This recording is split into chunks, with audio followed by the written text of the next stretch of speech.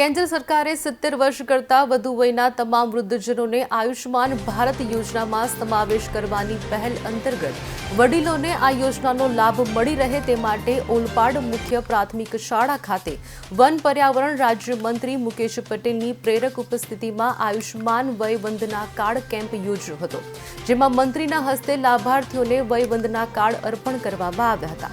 1500થી વધુ સંખ્યામાં વડીલ લાભાર્થીઓ ઉપસ્થિત રહ્યા હતા। આજે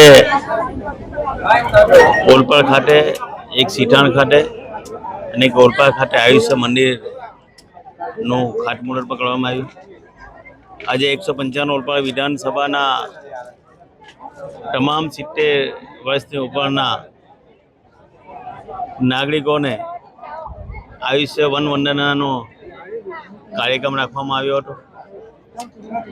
155 ઓલપાડ વિધાનસભાના ઓલપાડ તાલુકાની અંદર 22,000 જેટલા 70 વર્ષથી વધુના વયના વડીલો ધરાવે છે અને અહીંયા સૌ મારા આરોગ્ય કર્મચારી, અમારા સરપંચીઓ, અમે ભારતીય જનતા પાર્ટીના કાર્યકરો થકી અમે 80% લોકોના દેશના વડાપ્રધાન મોદી સાહેબના આયુષ્ય વન વંદના યોજના હેઠળ કાર્ડ નીકળી ગયા છે। આજે પણ ઓલપાડના લગભગ 2,000 જેટલા લોકો આજે વય વંદના હેઠળ અહીંયા કાર્ડ નીકાળવાનો મોટો મહાકેમ્પ રાખવાનું આયોજન કર્યું હતું।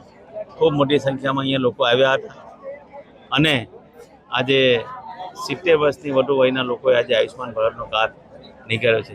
દેશના વડાપ્રધાન મોદી સાહેબે દેશની તમામ 70 વર્ષના ઉપરના લોકો માટે એને નથી આવકના પુરાવાની જરૂર, ફક્ત એનો મોબાઈલ આધાર કાર્ડ સાથે લિંક હશે તો એમને તરત જ આયુષ્માન ભારતનો કાર્ડ નીકળી જશે અને 5 લાખ રૂપિયા સુધીની એની આરોગ્યની તમામ સુવિધાઓ એને ફ્રીમાં મળશે। સાથે સાથે આ કાર્ડ આજીવન કાર્ડ એ ચાલશે અને પછી હવે ક્યાંય રિન્યૂ કરવાની જરૂર પણ નથી।